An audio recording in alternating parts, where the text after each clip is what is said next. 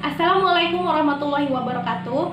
Perkenalkan, nama saya Nita Hardianti, peserta Latsar CPNS 2022, nomor daftar hadir 16, kelompok 2, angkatan 9 BPSDMD Provinsi Kalimantan Selatan. Di video learning journal saya kali ini, saya akan membagikan pengalaman pembelajaran untuk hari pertama di materi agenda ketiga, Sistem Distance Learning Sinkronus, di mana sistem distance learning sinkronus ini adalah pembelajaran jarak jauh yang komunikasinya dilakukan secara langsung menggunakan media seperti Zoom Meeting. Hari ini tanggal 10 Maret 2022, pengampu materi kami, Bapak Dr. Haji Suharjo, MSI, memberikan materi di mana tujuan pembelajarannya adalah agar kami mendapatkan pemahaman kedudukan dan peran ASN dalam kerangka Negara Kesatuan Republik Indonesia. Diawali dengan materi manajemen ASN, di mana di sini dijelaskan bahwa pegawai ASN berfungsi sebagai pelaksana kebijakan publik, pelayan publik, dan perekat dan pemersatu bangsa. Selanjutnya, tugas dari pegawai ASN yaitu yang pertama melakukan kebijakan yang dibuat oleh pejabat pembina kepegawaian sesuai dengan ketentuan peraturan perundang-undangan. Yang kedua, memberikan pelayanan publik yang profesional dan berkualitas. Dan yang ketiga, mempererat persatuan dan kesatuan Negara Kesatuan Republik Indonesia. Selanjutnya, peran dari pegawai ASN yaitu sebagai perencana, pelaksana, dan pengawas, yaitu di mana di sini sebagai pengawas penyelenggara tugas umum pemerintahan dan pembangunan nasional melalui pelaksanaan kebijakan dan pelayanan publik yang profesional, bebas dari intervensi politik, serta bersih dari praktik kolusi, korupsi, dan nepotisme. Kemudian, materi tentang Smart ASN, di mana Smart ASN adalah aparatur yang memiliki profil nasionalisme, integritas, wawasan global, hospitality, networking, teknologi informasi, bahasa asing, dan entrepreneurship sebagai digital talent dan digital leader yang mendukung transformasi birokrasi di Indonesia.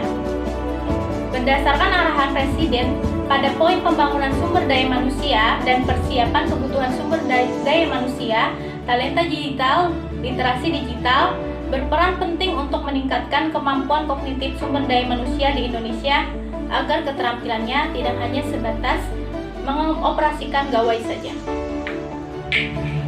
Dari dua elemen di atas, yaitu manajemen ASN dan Smart ASN, kami sebagai calon ASN diharapkan mampu untuk menganalisa isu-isu dan permasalahan yang ada di tempat kerja, untuk mencari penyebabnya, cari sebab akibat, dan mampu mencari cara penyelesaian isu tersebut dengan munculkan ide-ide baru, inovasi, dan gagasan-gagasan kreatif.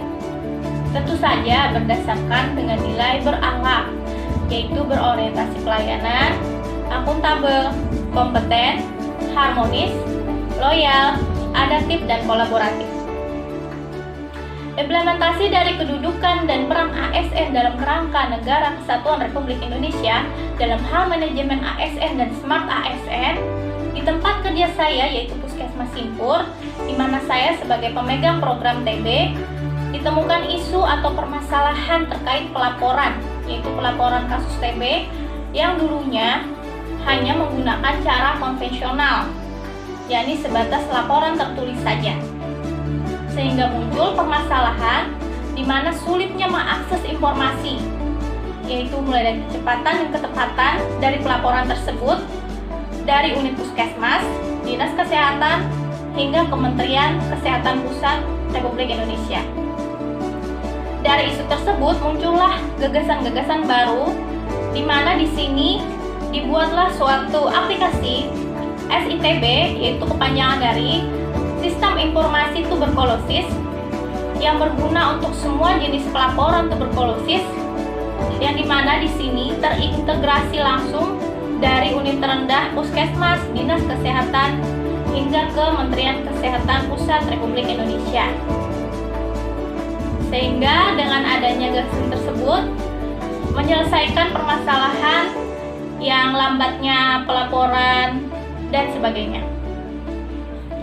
Demikian pengalaman pembelajaran yang dapat saya bagikan tentang pemahaman kedudukan dan peran ASN dalam kerangka Negara Kesatuan Republik Indonesia. ASN